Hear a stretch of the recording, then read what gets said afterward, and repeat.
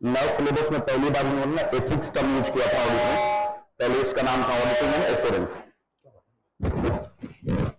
Ethics first time add किया। बताइए ethics का मतलब क्या होता है? What is ethics?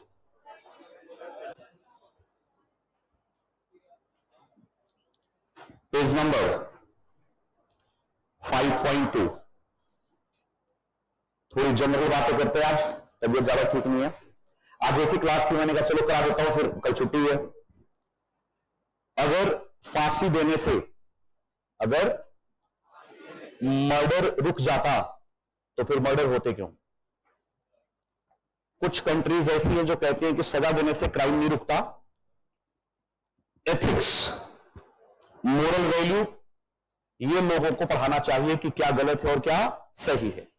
सजा देना एक सही तरीका नहीं है। लोगों को उनकी ड्यूटीज समझाने के लिए उनके अंदर एक एथिक्स होना चाहिए, उनकी कुछ समझ होनी चाहिए कि क्या गलत है क्या सही है। नहीं तो सोचिए, अगर फांसी देने से क्राइम कम हो जाता तो फिर तो मर्डर होने ही नहीं चाहिए थे। तो जितने भी प्रोफेशंस हैं, चाहे वो मेडिकल हो, इंजीनियरिंग हो, सीए हो, हम सब लोगों के ना कुछ एथिक्स हैं। जब आप सीए फाइनल में जाओगे तो आपको एक टॉपिक मिलेगा प्रोफेशनल एथिक्स। हमारे सीए इंस्टीट्यूट ने हम लोगों को कुछ प्रोफेशनल एथिक्स दिए हैं और हम सब लोग जो इंस्टीट्यूट के मेंबर हैं, या जब आप लोग मेंबर बन जाओगे, आप उससे बाइंडिंग होंगे कि हम क्या कर सकते हैं, क्या नहीं कर सकते, अपने प्रोफेशन की एडवर्टीजमेंट नहीं कर सकते, क्लाइंट से मुंह मांगे कीमत फीस नहीं ले सकते, फीस पहले डिसाइड होना चाहिए। ऐसे कई सारे प्रिंसिपल बनाए हुए हैं। तो क्या देखिए, meaning of ethics is a state of mind.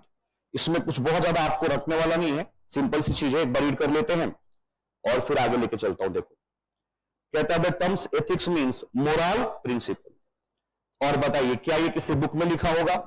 ये हमारा अपना बिहेवियर है।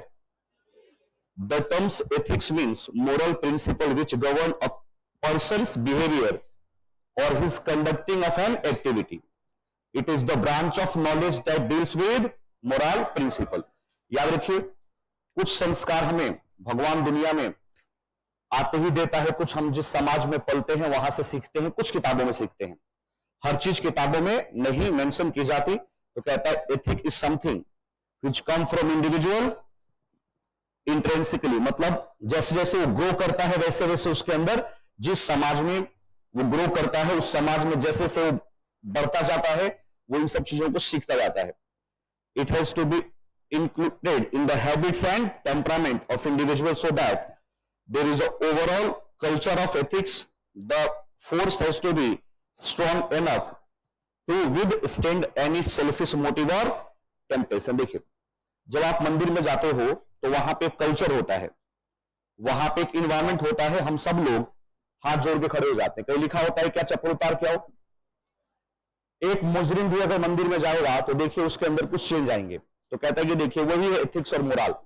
जिस समाज में, जिस सोसाइटी में हम पलते बड़े होते हैं, वहां से हम कुछ प्रिंसिपल सीख के आते हैं। कुछ चीजों को किताब में नहीं लिखा जा सकता। तो वैसे ही जो एथिक्स है ना, वो किताब पढ़ के नहीं हो सकता। मैंने भी आपको आते एग्जांपल दिया कि भाई अगर सजा देने से क्राइम कम हो जाता तो फिर तो क्राइम होना ही नहीं चाहिए था। आप जाके देखिए दुबई में, वहां पे तो कोई क्या बोलते हैं, लोग अपने घर में ताला भी बंद नहीं करते। वहां पे लोगों का हैबिट डेवलप हो गया है। वहां जैसे कोई ग्रो होता है वो सीख जाता है कि मुझे यहां पे इसी तरीके से काम करना है।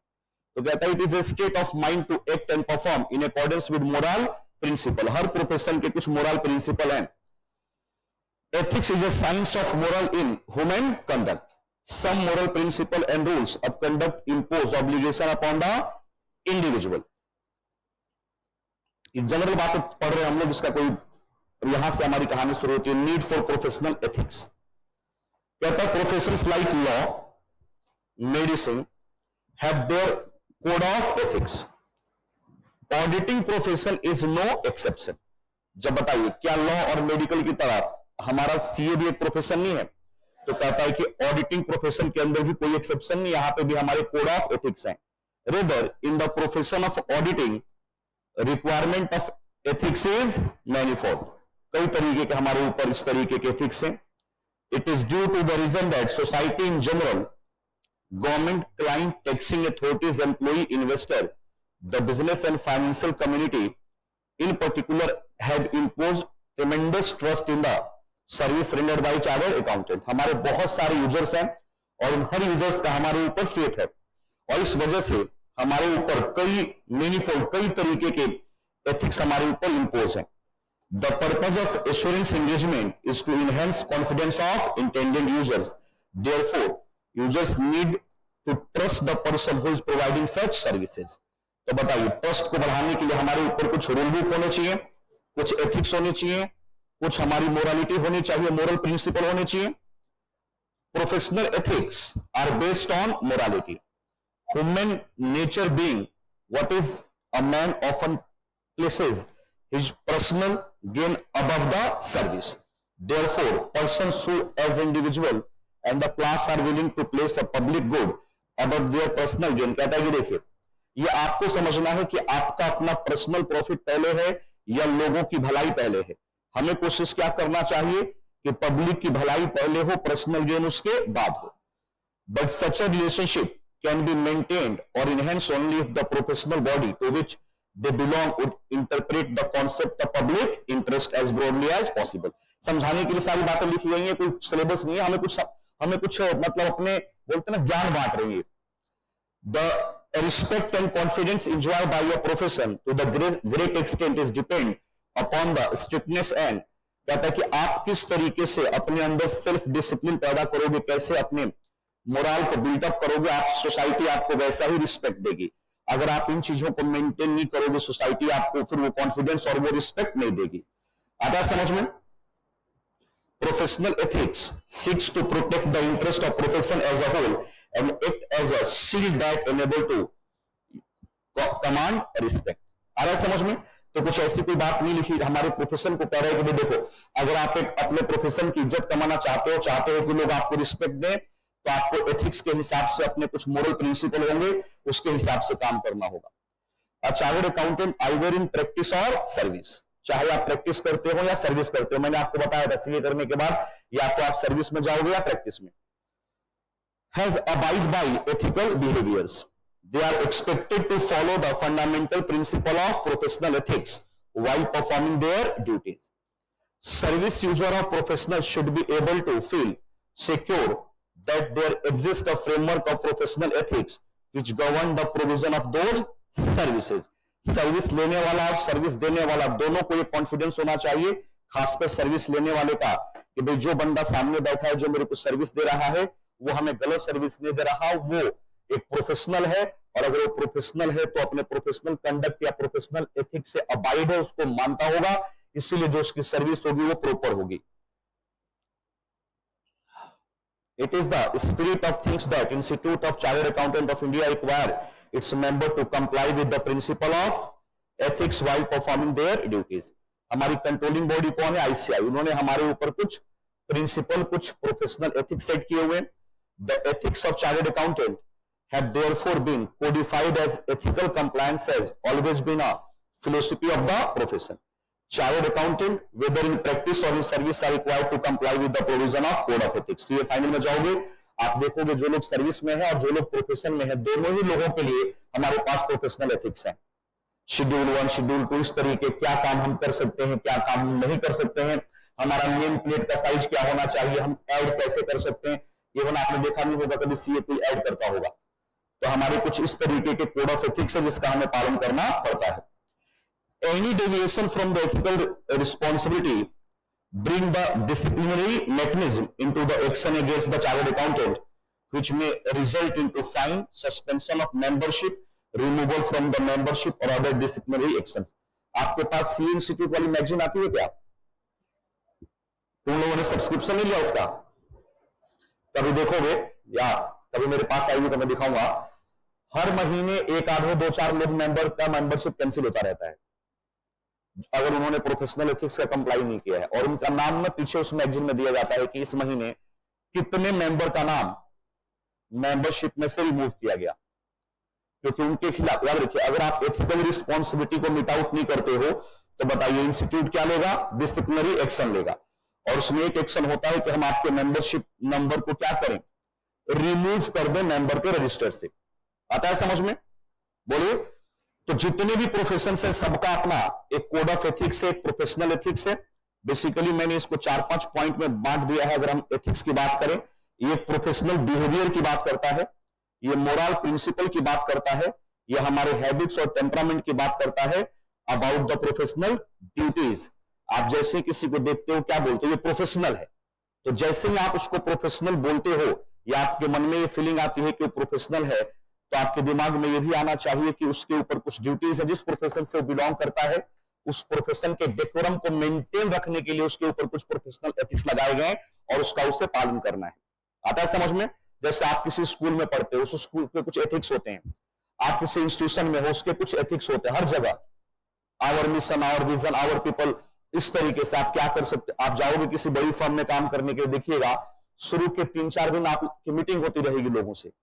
जो सीनियर्स होंगे आपको समझाएंगे कि देखो यहां पे जब कभी ऑफिस के काम से कहीं जाओगे तो ब्राइब मत देना, हम रिश्वत नहीं देते, हम छोटी फर्म नहीं है, हमारी रेपुटेशन खराब हो जाएगी। आप कभी जाओगे इनकम टैक्स ऑफिस में और बताओगे कि मैं बिग 4 से आया हूं, तो आपसे वो 1 रुपया ब्राइब नहीं मांगेगा। आप रिश्वत दोगे भी तो आपसे बात ही नहीं करेगा वो। लेकिन जैसे बोलोगे कि मैं लक्ष्मी नगर का सीए हूं, ये कहेगा कितना देना है, क्योंकि वो मोरल, वो प्रिंसिपल सेट किया उन लोगों ने। बिग 4 से कोई पैसे लेता है, उनको मालूम है कि ये लोग लिटिगेशन में जाएंगे, सुप्रीम कोर्ट जाएंगे, हाई कोर्ट जाएंगे, लेकिन रिश्वत नहीं देंगे। तो आप जहां पे भी जिस ऑर्गेनाइजेशन में काम करते हो, सबके यहाँ एक कल्चर डेवलप है। हिंदू के घर में पैदा हुआ बच्चा, देखो उसको कभी सिखाया जाता है कि पूजा करना है? नहीं, वो कल्चर उसके अंदर डेवलप हो जाता है। वैसे मुस्लिम के घर में पैदा हुआ बच्चा, उसको थोड़ी सिखाया जाता है कि नमाज पढ़ना है। वैसे ही जब आप एक प्रोफेशन में, आप लोग जब बातें करते हो, आप लोगों को मैं डांटता हूं, कई बार तुम लोग सोचते हो कि मैं डांटता हूं, नहीं।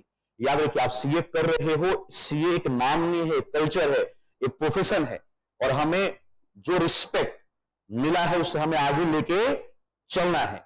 तो बताइए, अगर ये डेकोरम और ये एथिक्स और ये कल्चर, ये बिहेवियर, ये प्रिंसिपल हम नहीं सेट करेंगे तो कौन करेगा हमारे लिए? तो आप जहां पे भी, जिस प्रोफेशन में, आप बताइए, एक बीकॉम करने वाला बंदा क्या, बीकॉम पढ़ने वाला बंदा क्या ऑडिट नहीं पढ़ता? बीकॉम के सिलेबस में भी ऑडिट है, एमबीए के सिलेबस में भी ऑडिट होगा थोड़ा बहुत। लेकिन लोग आप ही से सीए, आप ही के पास क्यों आते हैं ऑडिट कराने के लिए? याद रखिएगा, अगर हम अपने प्रिंसिपल को, अपने मोरल को, अपने एथिक्स को हाई स्टैंडर्ड पे नहीं रखेंगे, कल को हमारे कंपटीटर ये बीकॉम वाले हो जाएंगे। तो अपने प्रोफेशन को टॉप पे रखना, एपेक्स बना के रखना है। तो प्रोफेशनल बॉडी की ड्यूटी है कि वो कुछ कोड ऑफ एथिक्स मेंशन करे, लेकिन उससे जरूरी क्या है? आपका अपना बिहेवियर। हमें किसी किताब की जरूरत नहीं है।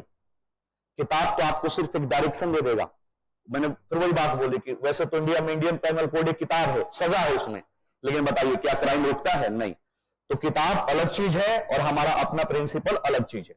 हम कहां पे किस तरीके से अपने प्रिंसिपल को कॉम्प्रोमाइज करेंगे, ये किताब पढ़ के नहीं हो सकता। ये हमारे अंदर का बिहेवियर है, टेम्परामेंट है हमारा, वो हमारे कल्चर और हमारे अपने माइंडसेट से डिसाइड होता है। ठीक बात है? बोलो। अब देखिए, 2 तरीके के प्रिंसिपल्स होते हैं। एक होता है प्रिंसिपल बेस्ड अप्रोच और एक होता है rule based approach. Principal based approach versus rule based approach. इसको एक बार रीड कर लेते हैं, फिर मैं आपको समझाता हूं कि क्या कहना चाह रहे हैं। देखिए, ethical guidance may be follow principle based approach और rule based approach। बस बेसिकली आपको ये पढ़ के ना इन दोनों में फर्क समझना है कि प्रिंसिपल बेस्ड अप्रोच क्या होता है और रूल बेस्ड अप्रोच क्या होता है। कहता है the essence of principle based approach is to ethics is that require compliance with spirit of ethics. It require accountant to exercise professional judgment in every situation based upon their professional knowledge, skill and expertise। देखिए मैं समझाता हूं। मान लीजिए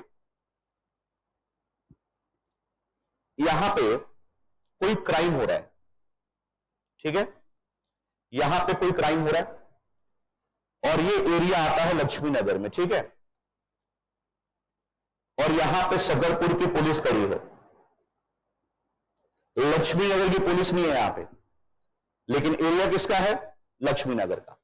शकरपुर की police यहां पे है और क्राइम होते हुए देख रही है। बताइए, इनको यहां पे इंटरफेयर करना चाहिए या नहीं? अगर आप कहते हो करना चाहिए तो यह है प्रिंसिपल बेस्ड अप्रोच। अगर एक लाइन में समझाऊं आपको, रूल बेस्ड अप्रोच का मतलब, नहीं मेरे रूल बुक में तो एरिया मेरे उसमें आता ही नहीं, ज्यूरिडिक्शन में आता ही नहीं है। तो कहता है कि देखिए, जब आप अपना काम करोगे ना, हर चीज रूल बुक में नहीं लिखी होगी, कई बार हमें रूल बुक के बियॉन्ड भी जाके काम करना होता है। वो क्या कहता है, एथिकल गाइडेंस में फॉलो प्रिंसिपल बेस्ड अप्रोच और rule based approach. The essence of principle based approach to the ethics is that it require compliance with spirit of ethics. It require spirit of ethics. Spirit of ethics. It require accountant to exercise professional judgment in every situation based upon their professional knowledge, skill, and expertise. It requires that accountants should use professional judgment to evaluate every situation to arrive at conclusion. However, rule-based approach to ethics strictly follow clearly established rule. वो सिर्फ rule book के हिसाब से चलेंगे, जो rule लिखा गया है उसी के हिसाब से। उनके लिए प्रिंसिपल कोई मैटर नहीं करता, अपना माइंड कोई मैटर नहीं करता, जो रूल बुक में लिखा है उसी के हिसाब से। It may lead to a narrow outlook and spirit of ethics may be overlook while strictly adherence to the rules. कहता है कि देखिए, रूल बेस में क्या होता है, कई बार जो एथिक्स के स्पिरिट्स होते हैं ना, वो कॉम्प्रोमाइज हो जाते हैं, क्योंकि आप वही काम करते हो जो बुक में लिखा हुआ है। However, rule-based approach to ethics strictly follow clearly established law. It may lead to a narrow outlook and spirit of ethics may be overlooked while strictly adherence to the rule. Further, rule-based approach is somewhat rigid. Rigid होता है, जो लिखा हुआ है उसी के हिसाब से काम करना है। It may not be possible to deal with every practical situation relying upon the rules. बताइए, कोई भी रूल क्या सोसाइटी के सारे सर्कमस्टेंसेस को कंसीडर करके लिखा जा सकता है? नहीं, पॉसिबल नहीं है। सारे प्रैक्टिकल सिचुएशन को आप किताबों में नहीं डाल सकते। कुछ सिचुएशन कई बार ऐसा आता है जिसके बारे में रूल बुक में कुछ भी नहीं लिखा हुआ। Therefore it is necessary that spirit of code is follow. तो देखिए, कहता है कि दो तरीके के हमारे अप्रोच होते हैं। एक होता है प्रिंसिपल बेस्ड अप्रोच, एक होता है, बताइए हमें ज्यादा फोकस किस पे करना चाहिए? प्रिंसिपल पे। भाई रूल का पालन करना है, लेकिन सिर्फ रूल ही सब कुछ ऐसा नहीं है। कई बार किताबों से बाहर भी चीजें होती हैं। तो कहता है कि जब एक प्रोफेशनल अकाउंटेंट अपनी ड्यूटी को डिस्चार्ज करेगा, ऑब्वियसली वो रूल को इग्नोर नहीं करेगा, लेकिन फोकस उसको ये करना है कि जो स्पिरिट है एथिक्स का, वो कॉम्प्रोमाइज ना हो।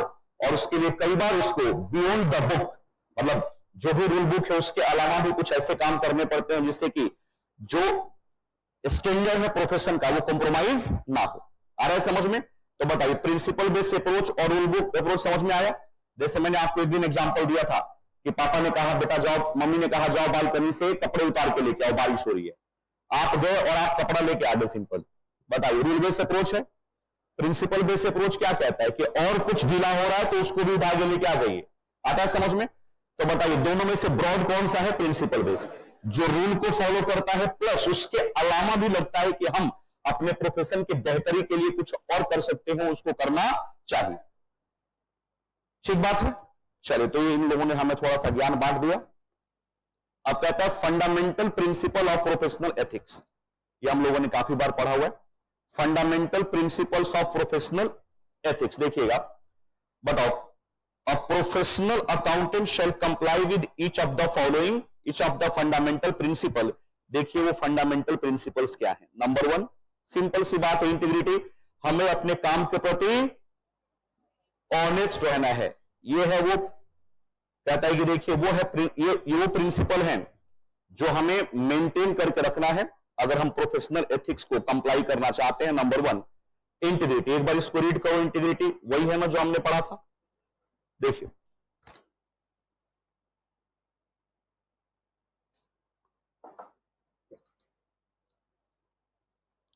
accountant to be straightforward and honest in all professional and business relationship. Integrity implies fair dealing and truthfulness. A professional accountant shall not knowingly be associated, जानबूझ के, with report, returns, communication or other information where accountant believe that the information contained a materially false or misleading statement।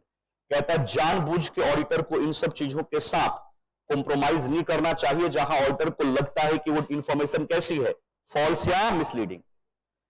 Statement और information provide negligently और omit और abuse required information where such omission और would be misleading. देखिए क्या कहता है, auditor को ध्यान रखना है कि जानबूझ के उसको किसी ऐसे लोगों के साथ, किसी ऐसे इंफॉर्मेशन के साथ कॉम्प्रोमाइज नहीं करना है जो फॉल्स और मिसलीडिंग है। आ रहा है समझ में?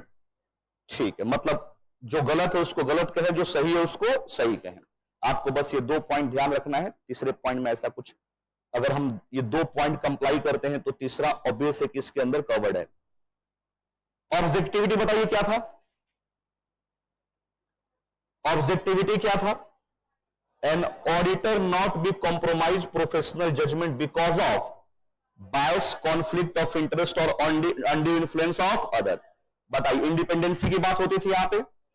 A professional accountant shall not undertake a professional activity if a circumstances or relationship unduly influence the accountant professional judgment regarding that activity। कहता है कि देखिए, एक ऑडिटर को बायस तरीके से इन्फ्लुएंस होके अपनी इंडिपेंडेंसी से कॉम्प्रोमाइज करके कोई काम नहीं करना चाहिए। अगर ऑडिटर को लगता है, अगर प्रोफेशनल अकाउंटेंट बार बार यहां वर्ड यूज किया गया, उसका मतलब ऑडिटर ही है। ऑडिटर को अगर कहीं पे भी लगता है कि उसकी प्रोफेशनल ड्यूटी या कहीं पे कॉम्प्रोमाइज हो रही है, तो वो क्या करे, उस असाइनमेंट को ले ही ना। पढ़ा था ना हम लोगों ने थ्रेट ऑफ इंडिपेंडेंस, और उसको बचाने के लिए लॉ में प्रोविजन है, जहां पे भी लगेगा कि इंडिपेंडेंसी ब्रीच हो रही है, वहां पे वो असाइनमेंट आपको लेने नहीं देगा। लॉ ही मना कर देगा कि तुम वहां ऑडिटर अपॉइंट नहीं हो सकते।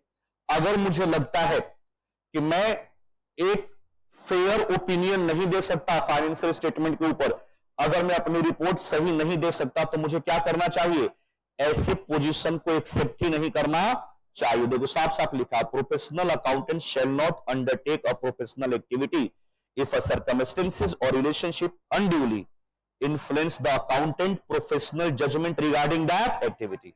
अगर मेरे सामने, मेरे कटघरे में मेरा बेटा ही मुजरिम बन के खड़ा हो, तो मुझे जज के पैनलशिप से अपने आप को बाहर कर लेना चाहिए, क्योंकि शायद मैं चाह के भी वो जजमेंट डिलीवर ना कर पाऊं जो एक अदर केस में कर सकता था। तो कहता है कि देखिए, ऑडिटर को ध्यान रखना है कि ऑब्जेक्टिविटी कॉम्प्रोमाइज ना हो।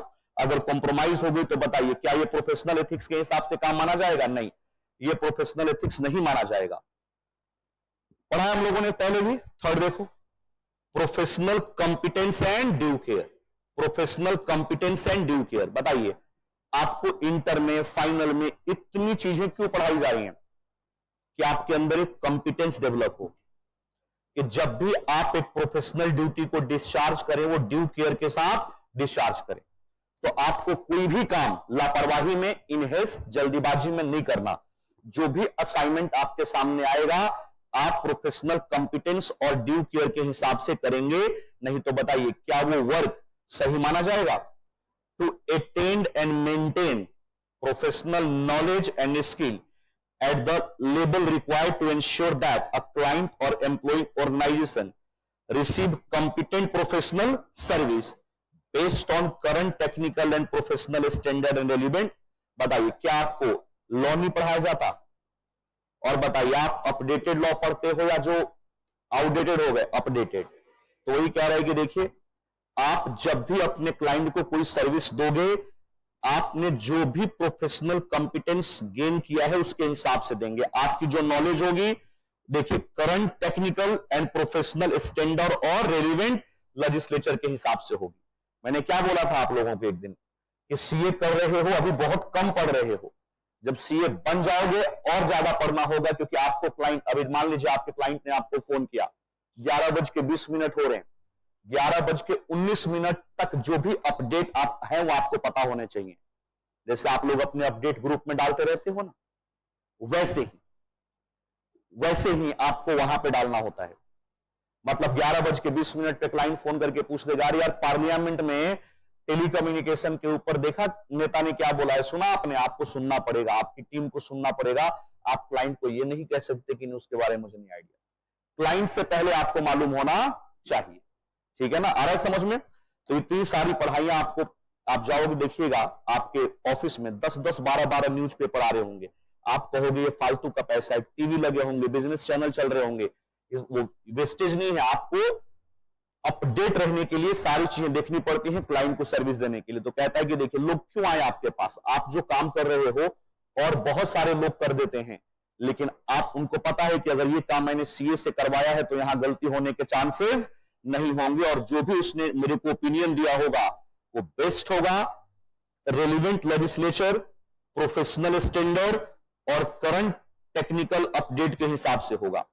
तो इसीलिए कहता है कि आपको जो एक्ट परफॉर्म करना है ना, कैसे परफॉर्म करना है, act diligently and in accordance with the applicable technical and professional standard. Diligence include responsibility to act carefully, thoroughly and on timely basis in accordance with requirement of the assignment. आपको पता है जब आप जाओगे ना big four में, बड़ी firm में काम करने, क्लाइंट रिस्पॉन्स टाइम आपको मेंशन किया जाएगा। आपको जो रूल बुक दिया जाएगा ना ऑफिस का, कि अगर क्लाइंट ने आपको कोई भी क्वेरी भेजी है तो 48 घंटे के अंदर आपको उसका जवाब देना होगा, 48 आवर्स। अगर उससे लेट कर दिया आपने तो आप मतलब आपके ऊपर एक्शन होगा। इंस्टीट्यूट नहीं लेगा जहां आप काम कर रहे हो वो लोग। तो बड़ी बड़ी फर्म्स होती है ना, क्लाइंट उनको मुंह मांगे पैसे देता है। आपको पता है जो बिग फोर्स होते हैं अपना जो असाइनमेंट के लिए पैसे चार्ज करते हैं वो आवरली बेसिस पे चार्ज करते हैं, असाइनमेंट बेसिस पे नहीं, आवरली बेसिस। तुम आर्टिकल हो 1 घंटे काम करोगे 6,000 रुपया, जो पार्टनर है 20,000 रुपया 1 घंटे का। ऐसे ऐसे आवरली रेट फिक्स होते हैं फॉरेन क्लाइंट से। तो बताइए जब फॉरेन क्लाइंट आपको इतने पैसे पे करेगा तो आपसे कुछ एक्सपेक्ट भी तो करेगा। अगर मेरे ईमेल में कोई क्वेरी आ गई है तो मेरे अपने ऑफिस का प्रिंसिपल ये कहता है कि मुझे 48 आवर्स के अंदर उसको रिस्पॉन्ड करना है, इग्नोर नहीं कर सकते उस मेल को। तभी तो लोग आपके पास आएंगे।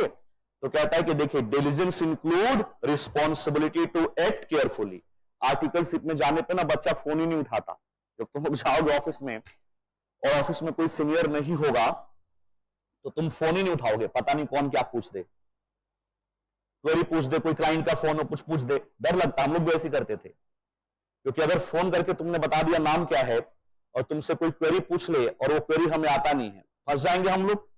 खासकर जब घर निकलने का टाइम होता है कि मान लो क्लाइंट ने अभी कुछ पूछ दिया, कैसे जवाब देंगे? कहता नहीं सर ये सब चीजें नहीं होनी चाहिए।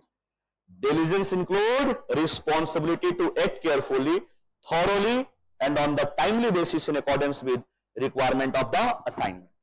है ना, अगर आपने कोई काम लिया है तो प्लीज उसको केयरफुल तरीके से, थॉरो और टाइमली बेसिस पे क्लाइंट को डिलीवर करना है अपने प्रोफेशनल कॉम्पिटेंस के साथ। याद रखिएगा दुनिया का यूनिक प्रोफेशन है सीए। कहने के लिए आप मजाक पैसे से मत तोलना किसी चीज को, देखिए ध्यान से। एक ऐसा प्रोफेशन जो आपको पढ़ाता भी है और साथ में प्रैक्टिकल ट्रेनिंग भी देता है। ढूंढ लीजिए पूरे इंडिया में नहीं पूरी दुनिया में कि 3 साल 2 साल की आर्टिकलशिप और एजुकेशन कौन से प्रोफेशन में दिया जाता है, नॉट अदर देन सीए। और ये इसलिए नहीं, कुछ लोग कह देते हैं कि भाई 3 साल 2 साल की आर्टिकलशिप इसलिए होती है क्योंकि सीए को ना कम पैसे में आर्टिकल चाहिए होते हैं। सुना होगा आप लोगों ने कि सीए लोगों को ना नौकर चाहिए होते हैं कम पैसे में, तो उन्होंने ऐसा नियम बना रखा है। सर ये भी ढूंढ लीजिएगा पूरी दुनिया में कि पढ़ाने के पैसे कौन देता है। वो आपको सिखा रहा है, कुछ पैसा फिर भी दे रहा है। इंटर्नशिप कर रहे हो आप लोग, वहां पे ट्रेनिंग कर रहे हो, फिर भी आपको पैसा दे रहा है। 10,000 15,000 रुपया सिखाते वक्त आपको दे रहा है, बड़ी बात है ये। तो याद रखिएगा ये सब आपको इसलिए सिखाया जाता है। बताइए अभी तो हम लोग आपको पढ़ा रहे हैं, ये थ्योरेटिकल नॉलेज है। जब वहां जाओगे आपको प्रैक्टिकल नॉलेज मिलेगी, इन सब चीजों का एक अलग लेवल मिलेगा आपको वहां पे। तो आपके अंदर जो प्रोफेशनल कॉम्पिटेंस डेवलप होगा उसी के हिसाब से आपको काम करना है। याद रखिएगा आपका, मेरी आंख पे पट्टी बांध दो, अभी तो नहीं 2-4 दिन के बाद जब मेरी तबीयत थोड़ी ठीक हो जाएगी, और मेरे को आंख पे पट्टी बांध दो और ले चलो किसी भी ऑफिस में, और वहां पे वो आंख खोल देना मेरा, मैं उनके काम करने के तौर तरीके से आधे घंटे में बता दूंगा कि यहाँ पे कोई कंट्रोलर सीए है अदर देन सीए, उसके काम करने के तौर तरीके से पता लग जाएगा। है ना, जैसे तुम क्लास से यहां से बाहर निकलते हो, लोग क्या कहते हैं, अरे यार वाह सीए स्टूडेंट है ना, आपके बात करने के तरीके से, है ना, आपके चलन चाल ढाल से पता लग जाता है ना, फोटो खिंचवाने के स्टाइल से पता लग जाता है कि भाई प्रोफेशनल बच्चे सीए है ना। हाँ तो बताइए, तो हमारा professional competence and due care, हमें जो भी काम करना है अपने प्रोफेशनल कॉम्पिटेंस और ड्यू केयर के हिसाब से करना, जल्दीबाजी में नहीं। अगर हो सकता है असाइनमेंट लीजिए, नहीं हो सकता असाइनमेंट मत लीजिए। यही सब तो हमारे एथिक्स हैं, इन्हीं के हिसाब से हमें काम करना है। कॉन्फिडेंशियलिटी पढ़ा था हम लोगों ने। Respect the confidentiality of information acquired as a result of professional और business relationship. Confidentiality serve the public interest because it facilitates the free flow of information from the professional accountant client or employing organization to the accountant with understanding that information will not be disclosed to third party. यह हमारी professional ethics है, professional duties है कि जो भी हम secret information या knowledge gain करते हैं क्लाइंट के बिजनेस के बारे में, किसी को डिस्क्लोज ना करें। मैंने कहा था सीए को पेट का हल्का नहीं होना चाहिए। अगर मैं किसी क्लाइंट के साथ, अब सोचो मेरे पास कई सारे बच्चे आते हैं पर्सनल बात करने के लिए, मैं वो बात दूसरे से बता दूं, नहीं बताना चाहिए मुझे, है ना, अगर वो पर्सनल है तो वैसे ही जब आप किसी क्लाइंट के यहां ऑडिट करने जाओगे तो बहुत सारी कॉन्फिडेंशियल इंफॉर्मेशन आपको पता लगेंगी। आपकी प्रोफेशनल ड्यूटीज है या आपकी एथिकल रिक्वायरमेंट है कि आप उसे कहीं और डिस्क्लोज ना करें। इंफॉर्मेशन में भी डिस्क्लोज इन द, लेकिन हाँ कुछ केसेस ऐसे हैं जहां पे आपको डिस्क्लोज करना पड़ सकता है। अगर वो डिस्क्लोजर कहां की रिक्वायरमेंट हो, लॉ की रिक्वायरमेंट हो। अगर आपको क्लाइंट ऑथोराइज कर रहा है कि जाओ डिस्क्लोज कर दो, हमें कोई दिक्कत नहीं है, या there is a professional duty to disclose when not prohibited by law. Law ने प्रोहिबिट नहीं किया, लेकिन मेरी प्रोफेशनल ड्यूटी है कि मैं उसको डिस्क्लोज करूं तो मैं कर दूंगा, बट इन जनरल मुझे डिस्क्लोज नहीं करना। देखो पहले हम लोग पढ़ चुके हैं, इसलिए करा रहा हूं कि एग्जाम में ना ये 8 नंबर का क्वेश्चन कभी आया हुआ है। प्रोफेशनल बिहेवियर, हमें अपने काम के दौरान कैसा बिहेवियर, प्रोफेशनल बिहेवियर मेंटेन करके चलना है। क्योंकि याद करो, इंडिपेंडेंस इन माइंड नहीं, अपीयरेंस भी होना चाहिए। प्रोफेशनल बिहेवियर देखो क्या कहता है, it require an accountant to comply with the relevant law and regulation and avoid any conduct that accountant know और should not might be discredit the profession. ऐसा कोई भी जो भी काम आप करेंगे लॉ रेगुलेशन के हिसाब से करेंगे, प्रोफेशनल बिहेवियर के हिसाब से करेंगे। कोई ऐसा काम नहीं करेंगे जो आपके प्रोफेशन को क्या करे, डिस्क्रेडिट करे। देखो ये वर्ड्स हैं, डिस्क्रेडिट, हम इसको अलग तरीके से लिख सकते हैं, कोई दिक्कत नहीं है। A professional accountant shall not knowingly engage in any employment, occupation or activity that impairs or might impair the integrity. Impair मतलब नुकसान पहुंचाना, integrity, objectivity or good reputation of the profession, and as a result would be incompatible with the fundamental principle. देखिए समझाता हूं आपको क्या कहता है। जब आप ऑडिट करने जाते हो तो हो सकता है ऑडिट, तुम लोग कंपनीज एक्ट में पढ़ोगे एक सेक्शन 144, जब ऑडिट एंड ऑडिटर चैप्टर पढ़ोगे ना तो एक सेक्शन मिलेगा section 144 of companies act 2013, prohibited services. Prohibited services, एक चार्टर्ड अकाउंटेंट जब किसी कंपनी का ऑडिट एक्सेप्ट करता है ना तो कुछ ऐसी सर्विसेज है जो उस क्लाइंट को वो नहीं दे सकता। जैसे मैं मान लो टॉपर्स का ऑडिटर अपॉइंट हो गया तो मैं इनको एडवाइजरी सर्विसेज नहीं दे सकता, इनको और किसी मैटर पे सर्विस नहीं दे सकता, क्योंकि उससे क्या होगा, मेरा जो इंडिपेंडेंसी है वो कॉम्प्रोमाइज हो सकता है।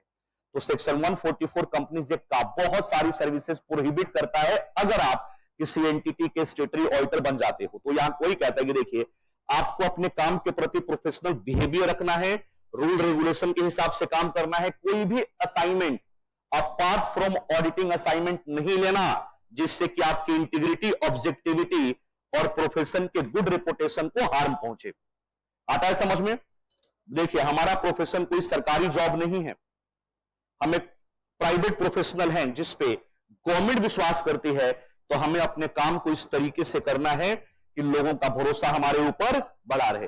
पैसा कहीं और से कमा लेंगे, बोलो, पैसा कहीं और से कमा लेंगे, लेकिन जब इस काम को करेंगे तो बहुत ईमानदारी से करेंगे। कौन से काम को?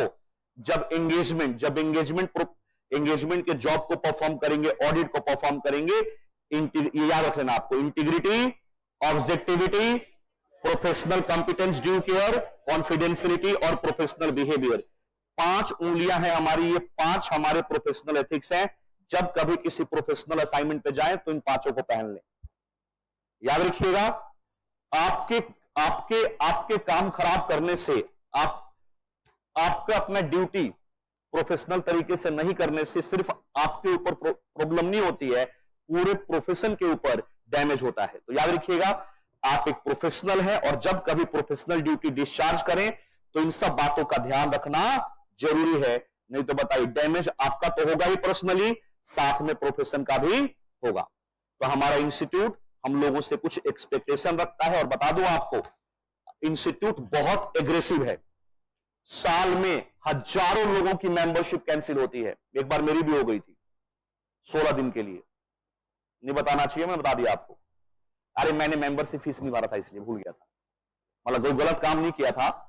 हमें ना हर साल एक मेंबरशिप फीस भरनी होती है इंस्टीट्यूट में, तो मैं एक बार भूल गया, गलती से डेट निकल गई, तो मेरे पास रिमूवल का आ गया कि तुम्हारा मेंबरशिप नंबर जो है ना वो रिमूव कर दिया हमने। फिर हमने पैसे देके उसको, मतलब फीस देके रीस्टोर करवाया। तो इंस्टीट्यूट बहुत एक्टिव है। आईटी देखा तुम लोगों ने इंस्टीट्यूट की बिल्डिंग, तो जो मेन बिल्डिंग है ना उसके 4th फ्लोर पे डिसिप्लिनरी कमेटी के लोग बैठते हैं, वहां पे कंप्लेन होती है लोगों की और उनके अगेंस्ट एक्शन लिया जाता है। हमारा इंस्टीट्यूट जो हम लोगों को मेंबरशिप देता है, जब भी हम कोई प्रोफेशनल असाइनमेंट करते हैं, इंस्टीट्यूट के रूल रेगुलेशन से बंधे हुए होते हैं। अगर इंस्टीट्यूट को कभी भी लगता है कि कोई भी मेंबर इंस्टीट्यूट के जो प्रिंसिपल है, उसके जो मोरल है, उसके जो एथिक्स है, उससे कॉम्प्रोमाइज कर रहा है, तो याद रखिए जो मेंबरशिप दे सकता है वो छीन भी सकता है। और अगर बहुत सीवियर एक्टिविटी आपने परफॉर्म किया है तो उसके अगेंस्ट पिनल प्रोविजंस भी है, आपके ऊपर केस, एफआईआर, बाकी सारी चीजें तो हो ही सकती है। आता है समझ में? तो याद रखिए, पैसे हम कहीं और से कमा लेंगे, पैसा कमाने के लिए ही नहीं है। पैसा कमाने के लिए स्टॉक मार्केट है, पैसा कमाने के लिए रियल एस्टेट है, बहुत सारे एवेन्यूज है, लेकिन जब आप अपनी प्रोफेशनल ड्यूटी डिस्चार्ज करें तो वहां कॉम्प्रोमाइज मत करें, क्योंकि उससे आपके प्रोफेशन का नुकसान होता है। याद रखिए, आप सीए हो तभी इज्जत है। एक बार नाम के आगे से सीए हट जाएगा फिर क्या इज्जत है, फिर तो आप आम बन जाओगे। तो कुछ ऐसा ना करें कि वो जो सीए आपके नाम से पहले प्रीफिक्स है उसके रेपुटेशन पे कोई दाग लग जाए। जैसे लोग बोलते हैं एमबीए, लोग कहते हैं कहां से, है ना, कहां से एमबीए।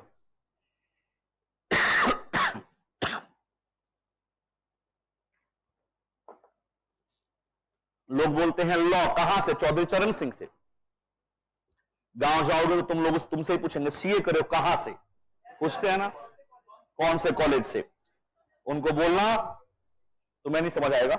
याद रखिएगा, सीए एक ही जगह से होता है। अच्छी बात है कि हमारे ऊपर जो प्रिंसिपल है, कोड है, एक ही बॉडी का लगता है ना, और उससे हमें इंटेक्ट करके चलना। आप लोग तभी प्रोफेशन में पैर रख रहे हो, इन सब चीजों का ध्यान रखिएगा। बड़ी बात है, इनको किताबों में नहीं समझ सकते। और कुछ लोगों ने रेपुटेशन हमको कैरी फॉरवर्ड किया है, तो इससे हमें आगे भी कैरी फॉरवर्ड करते हुए चलना है। आता है समझ में? चल, इंडिपेंडेंस मैंने करा दिया था, थ्रेड करा दिया था, सेफ गार्ड टू थ्रेड करने की जरूरत नहीं है। आ जाइए सीधा प्रोफेशनल स्केप्टिसिज्म। सेफ गार्ड का मतलब ये कि देखिए, जहां पे भी थ्रेट होता है वहां पे सेफ गार्ड होता है। तो लॉ मेकर को लगता है कि अगर कहीं पे इंडिपेंडेंसी कॉम्प्रोमाइज हो सकती है, वो लोग क्या करते हैं, सेफ गार्ड बना देते हैं। ये तभी पढ़ने में मजा आएगा जब सेक्शन 141 कंपनीज एक्ट का पढ़ लोगे। उसके बाद देखिएगा कई सारे डिस्क्वालिफिकेशन होंगे।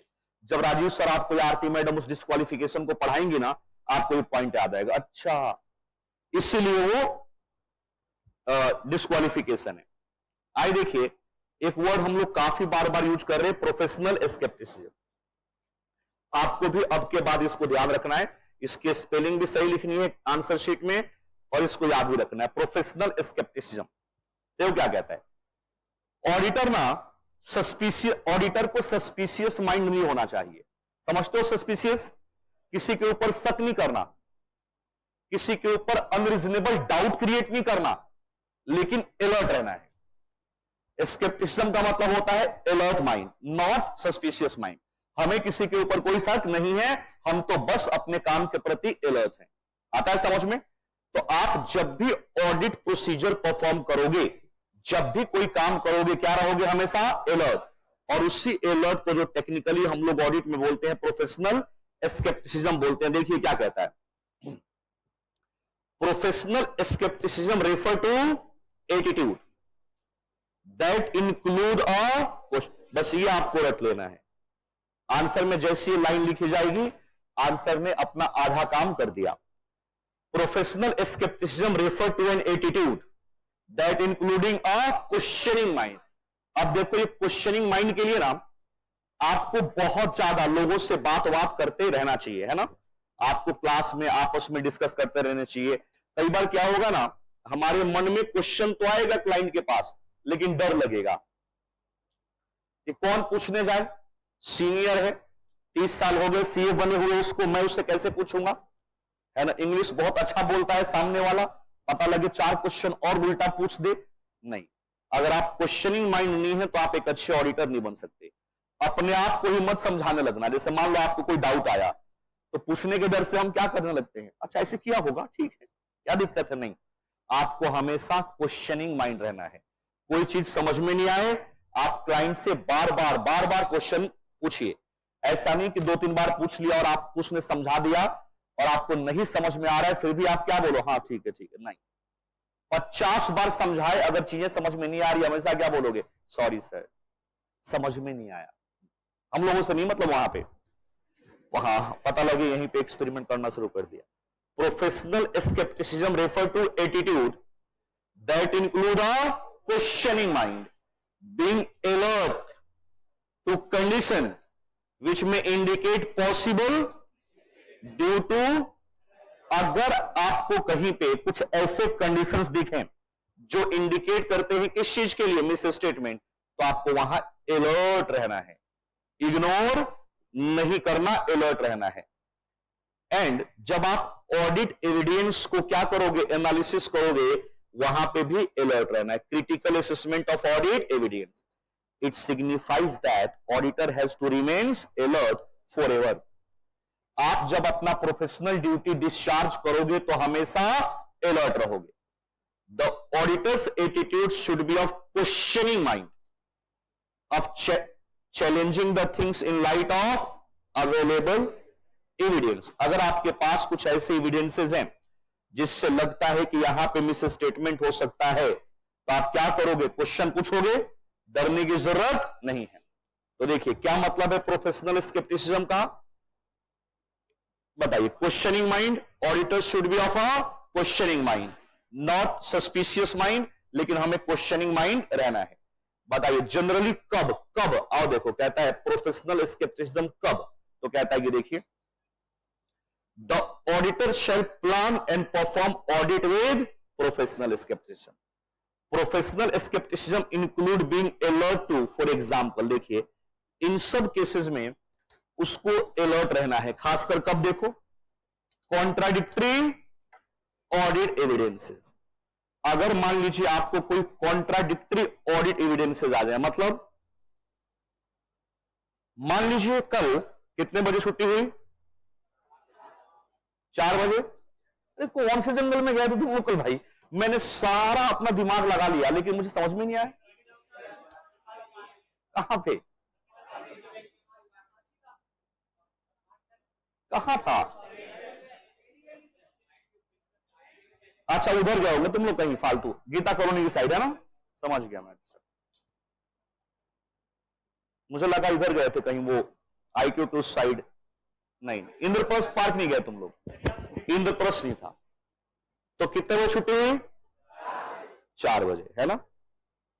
4 बजे छुट्टी हुई और घर कब पहुंचे, 8:30, चलो मान लो 8 बजे, ठीक है। सुनो कॉन्ट्राडिक्टरी एविडेंस की बात कर रहे हैं। आप 8 बजे घर पहुंचे, घर वालों ने पूछा आज क्लास लेट हुई, तुमने कहा आज क्लास ना 7 बजे तक हुई है। सुनो 1 मिनट, तभी आपके पेरेंट्स ने किसी दूसरे दोस्त को फोन करके पूछ लिया था कि क्लास कितने बजे छुट्टी, तो उन्होंने बोला आंटी 4 बजे छूट गई थी, मैं तो घर भी पहुंच गया। अब सोचिए कॉन्ट्राडिक्टरी एविडेंस है ना। बताइए पेरेंट्स को थोड़ा अलर्ट हो जाना चाहिए, बोलो। तो देखिए वैसे ही मान लो मैं किसी कंपनी का ऑडिट कर रहा हूं और मैंने देखा कि बैलेंस शीट में डेटर्स है और डेटर्स में एक डेटर्स है रामलाल 10 करोड़। मेरा क्लाइंट कह रहा है कि रामलाल से मुझे 10 करोड़ रुपया लेना है। मैंने रामलाल को चिट्ठी लिखी इससे 505 में, एक्सटर्नल कंफर्मेशन रामलाल कहता नहीं मुझे इनको 8 करोड़ देना है, मेरे बुक्स में तो 8 करोड़ है। सेम अमाउंट के लिए, सेम इवेंट के लिए बताइए 2 अलग अलग एविडेंसेस हैं, बताइए, मुझे थोड़ा अलर्ट हो जाना चाहिए। तो कहता है कि देखिए, जब कभी आपको कॉन्ट्राडिक्टरी ऑडिट, मतलब एक ही मैटर पे 2 अलग अलग एविडेंस आ रहे हैं, एक ही मैटर पे 2 अलग अलग, तो बताइए मुझे थोड़ा यहां अलर्ट होना है, हो सकता है यहां पे मिस स्टेटमेंट। आ रहा है समझ में? कॉन्ट्राडिक्टरी, वैसे तो हमें हमेशा रहना है, हमें अलर्ट हमेशा रहना है, लेकिन खासकर कब? जब कॉन्ट्राडिक्टरी ऑडिट एविडेंसेस आए आपके पास। बताइए, आता है समझ में? Question on reliability of document. मान लीजिए आपको क्लाइंट जो डॉक्यूमेंट दे रहा है, जो एविडेंसेस दे रहा है, उस पे आपकी रियलाइबिलिटी नहीं। जैसे मान लीजिए आपको फोटोकॉपी दे रहा है, फोटोकॉपी में कुछ चीजें क्लियर नहीं आ रही हैं, वो जानबूझ के आपको ओरिजिनल डॉक्यूमेंट नहीं दे रहा है, तो बताइए थोड़ा सा अलर्ट हो। ये अच्छा, इसका मतलब ये नहीं कि यहां जरूरी है कि मिस स्टेटमेंट होगा, लेकिन हमें थोड़ा यहां पे अलर्ट रहना है। अगर कॉन्ट्राडिक्टरी ऑडिट एविडेंस है या फिर questions on reliability of document, reliability of document आता है समझ में? अगर आपको कोई डॉक्यूमेंट दे रहा है, या फिर ऐसे भी कह सकते हो, मान लीजिए आपको कोई एविडेंस चाहिए था, और उस एविडेंस के लिए मिस्टर ए को भी बोला और मिस्टर बी को भी बोला, और दोनों डॉक्यूमेंट दे रहे हैं, और दोनों ही डॉक्यूमेंट आपस में टैली नहीं कर रहे, आपस में टैली नहीं कर रहे। ये डॉक्यूमेंट कुछ और बोल रहा है, ये डॉक्यूमेंट कुछ और बोल रहा है, क्या बोलते? Question on reliability of document. हमें समझ में नहीं आ रहा कौन सा डॉक्यूमेंट सही है, तो बताइए थोड़ा मुझे वहां अलर्ट रहना है कि नहीं? हो सकता है कुछ वहां पे मिस स्टेटमेंट प्लांट हो, यस और नो? बताइए, फ्रॉड का रिस्क ज्यादा या एरर का? फ्रॉड का, फ्रॉड का रिस्क ज्यादा है, बड़ा होता है एज कंपेयर टू एरर का। गलतियां तो हो जाती है, अनइंटेंशनल है, लेकिन अगर इंटेंशनल किया गया तो वहां रिस्क ज्यादा है। Conditions indicating possible fraud, conditions indicating possible frauds. मान लीजिए रिलेटेड पार्टी ट्रांजेक्शंस हैं, आप बताइए 550 रिलेटेड पार्टी पे एक अलग से आपको स्टैंडर्ड दिया गया है, कहता है कंडीशंस इंडिकेटिंग पॉसिबल फ्रॉड्स। अगर कुछ ऐसे कंडीशंस आपको दिख रहे हैं जहां पे लगता है कि यहां फ्रॉड हो सकता है, जैसे मान लीजिए एंटिटी बहुत सारे रिलेटेड पार्टी ट्रांजेक्शन करती है, एंटिटी ने बहुत सारे, जो एंटिटी के मैनेजमेंट के लोग हैं, बहुत सारे अपने रिलेटिव को की पोजीशन पे बिठा के बैठे हुए हैं।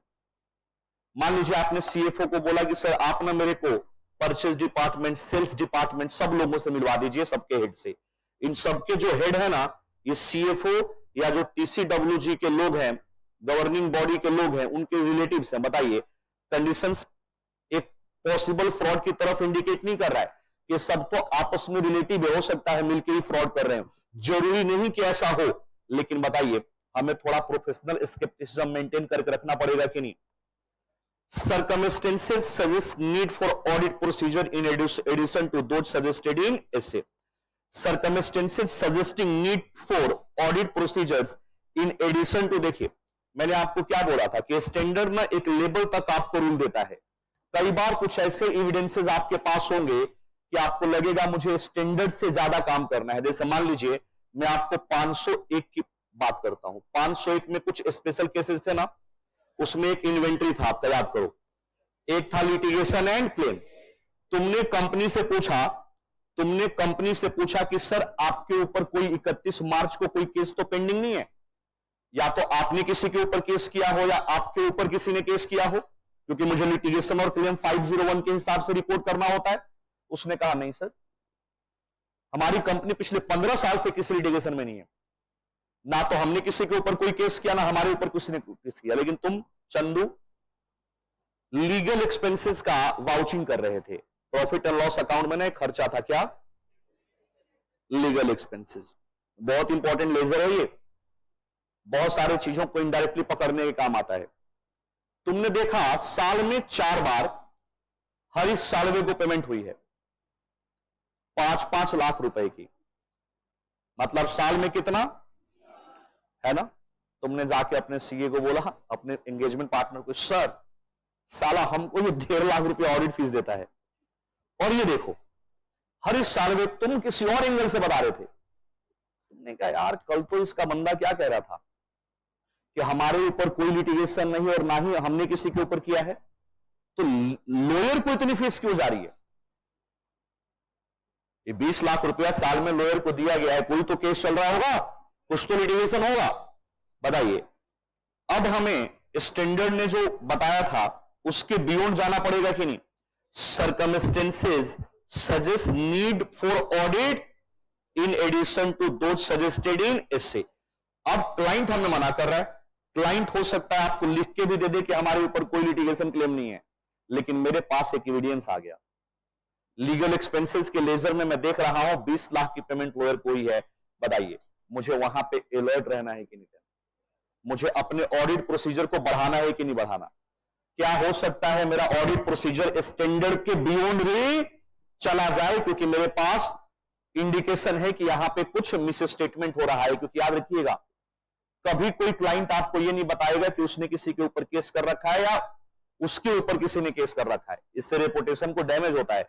अगर मान लीजिए खासकर वहां पे जहां कंपनी के ऊपर कोई लायबिलिटी आने वाली है, क्योंकि उस केस में आपको कंटीजेंट लायबिलिटी का प्रोविजन भी बनवाना पड़ेगा। सुना होगा आप लोगों ने कंटीजेंट लायबिलिटी, और हमें नोट्स टू अकाउंट्स में डरवाना भी पड़ेगा। तो जानबूझ के कंपनियां ना इन सब चीजों को छुपाती है।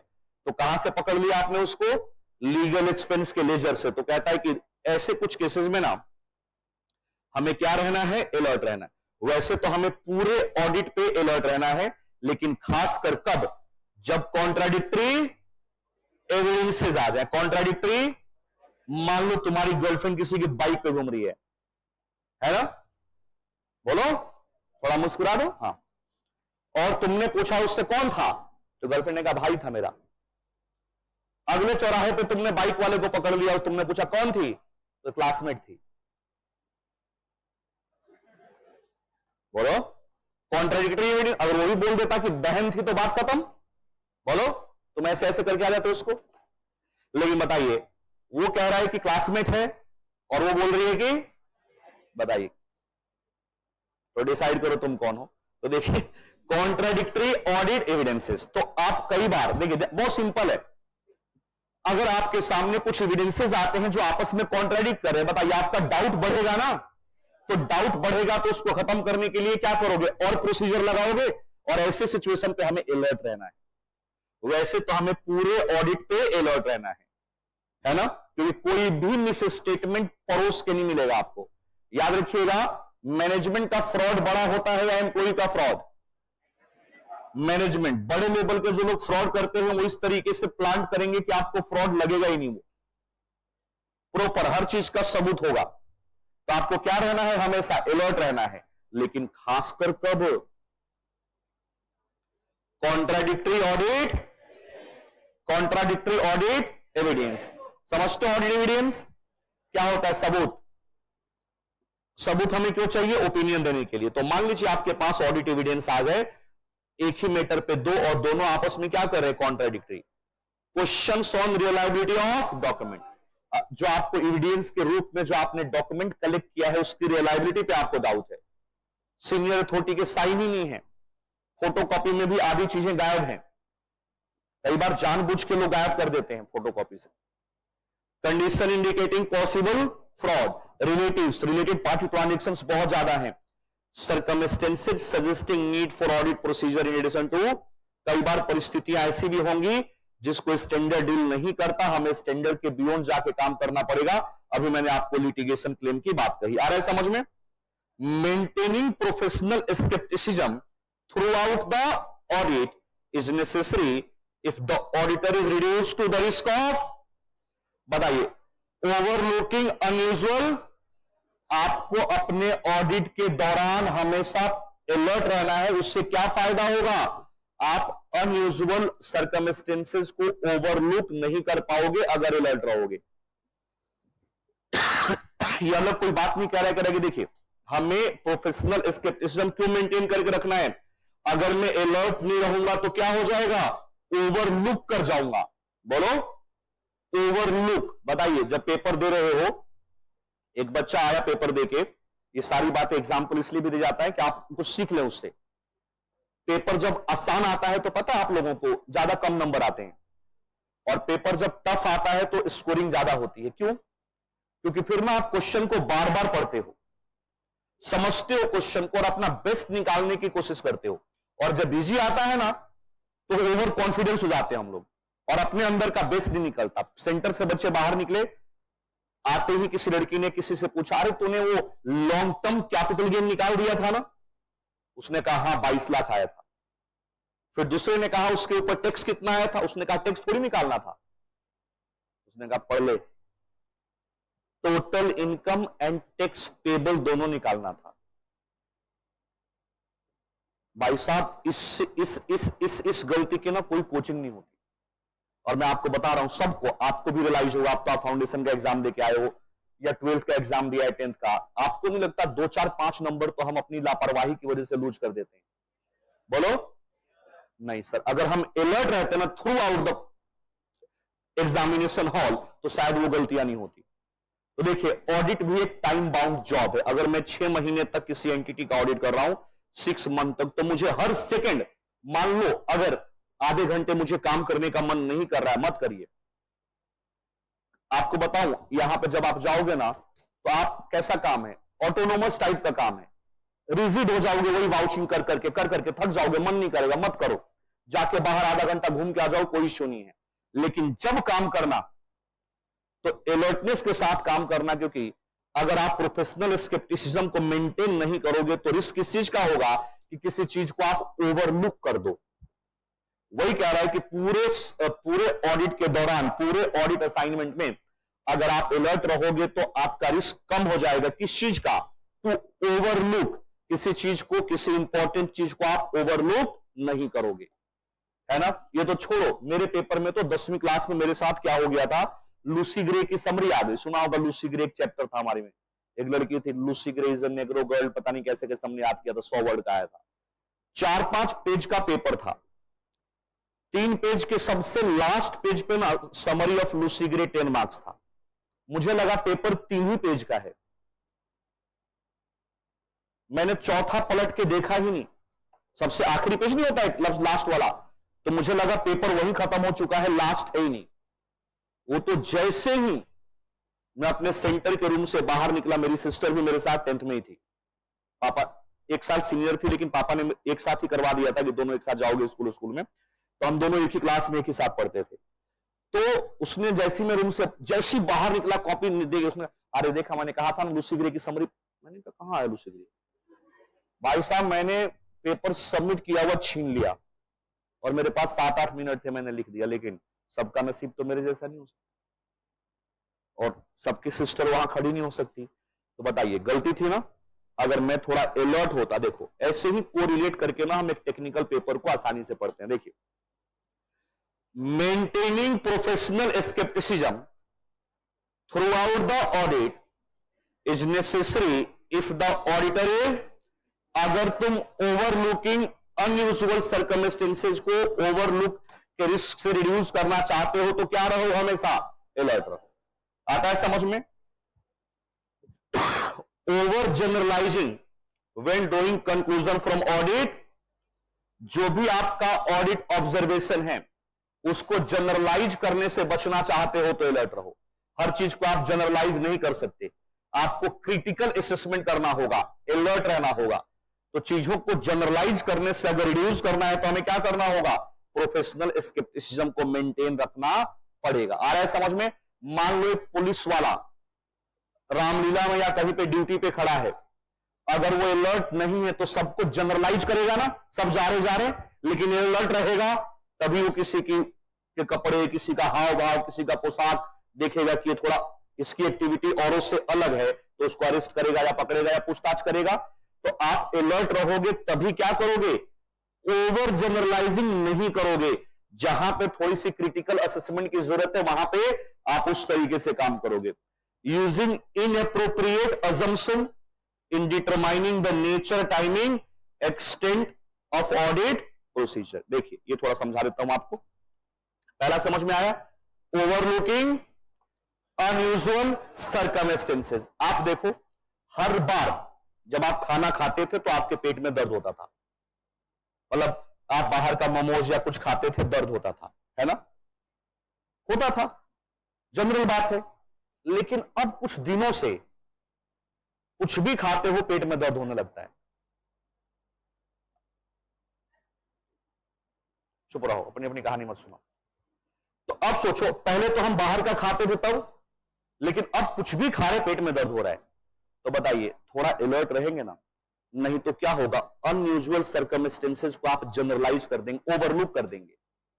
तो कहता है कि देखिए, हमें हमेशा अलर्ट रहना, अपने प्रोफेशनल या पर्सनल लाइफ में भी। अगर आप अलर्ट रहोगे तो चीजों को ओवरलुक नहीं करोगे, खासकर कौन सी चीजें जो अनयूजुअल है। आता है समझ में? जनरलाइज नहीं करोगे, over generalise when drawing conclusion from the audit observation. जो आपके पास ऑडिट की ऑब्जर्वेशंस आई हैं उसको क्रिटिकल तरीके से हमें देखना होता है। अगर आप प्रोफेशनल स्केप्टिसिज्म नहीं मेंटेन करोगे तो आप उसको जनरलाइज कर दोगे। तीसरा, using inappropriate assumption in determining the NTE, इसको हम लोग शॉर्ट में एनटीई बोलते हैं, nature, timing, extent of audit procedure and evaluate the result thereof. कहता है कि देखिए, अगर आप प्रोफेशनल स्केप्टिसिज्म को मेंटेन नहीं करोगे, मुझे एक बात बताइए, जब हम लोगों ने शुरू किया था auditor shall plan and perform audit with, अब देखिए ऑडिट के 3 स्टेज होते हैं, लिखना नहीं अभी कुछ, प्लानिंग, परफॉर्मेंस एंड रिपोर्टिंग, है ना। देखिए, क्या प्रोफेशनल स्केप्टिसिज्म प्लानिंग स्टेज पे भी चाहिए? यस, लिखा पे देखो, the auditor shall plan and perform audit with. अब देखो, मैं ऑडिट की प्लानिंग कर रहा हूं। जब मैं प्लानिंग करता हूं ना, तो प्लानिंग करते टाइम मैं एक प्रोसीजर परफॉर्म कर चुका होता हूं, समझिएगा ध्यान से। एक होता है risk assessment procedure. Next class में हम लोग प्रोसीजर शुरू करेंगे, risk assessment procedure, RAP, risk assessment procedure. और नहीं, कुछ नहीं लिखना अभी। रिस्क असेसमेंट प्रोसीजर्स के बेसिस पे मैं प्लानिंग करता हूं। मतलब जब भी मेरे को कोई असाइनमेंट मिलता है प्रोफेशनल कोर्स में, तो सबसे पहले मैं ये देखता हूं कि उस असाइनमेंट में मेरा रिस्क क्या है, और उस रिस्क के बेसिस पे मैं क्या करता हूं, प्लानिंग करता हूं। आ रहा है समझ में? प्लानिंग किस चीज का? फर्दर ऑडिट प्रोसीजर का, फर्दर ऑडिट प्रोसीजर्स। किसी भी असाइनमेंट के लिए सबसे पहले हमें क्या करना है, बताओ। तुमको कोई बोले चलो हरिद्वार चलते हैं, तो क्रिकेट नहीं खेल के आए तुम लोग? कल क्रिकेट खेलने नहीं गए थे? कल कबड्डी खेलने गए थे? अच्छा, किसी को चोट वोट भी लग गई थी, दिखाया बस में? Be careful. चल, तो देखो, तो मान लीजिए आप जहां गए घूमने के लिए, उसी का एग्जांपल ले लेता हूं।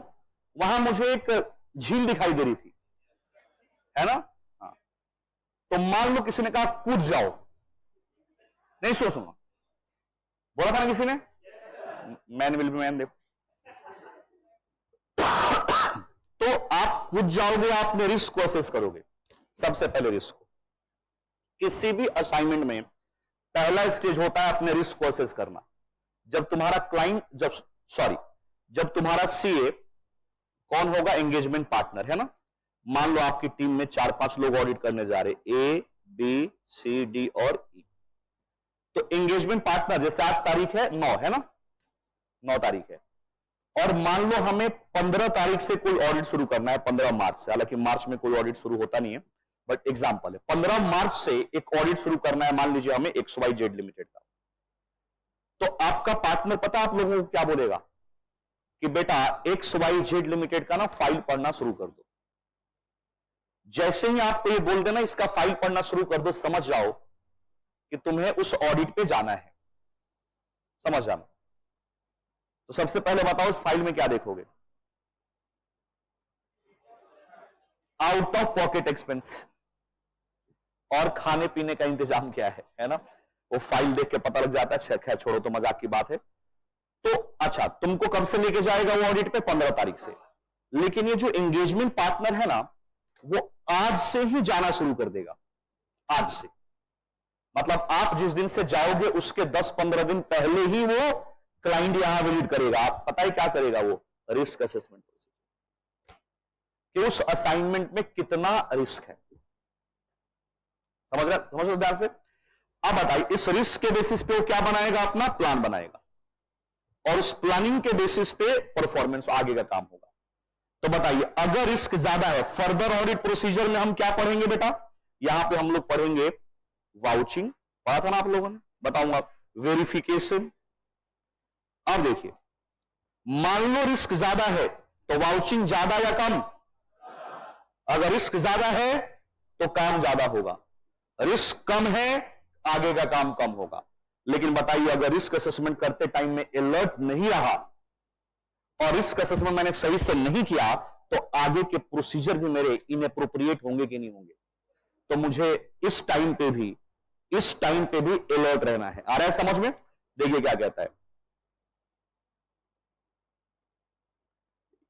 using inappropriate assumption in determining the nature, timing, extent of audit procedure and evaluating result thereof. Using inappropriate assumption in determining the, तो अगर आपने शुरू में अपने रिस्क असेसमेंट को बेहतर तरीके से अलर्ट होकर नहीं जज किया, तो देखिए आगे के लिए जो आपका नेचर, टाइमिंग, एक्सटेंट होगा किस चीज का? Audit procedure.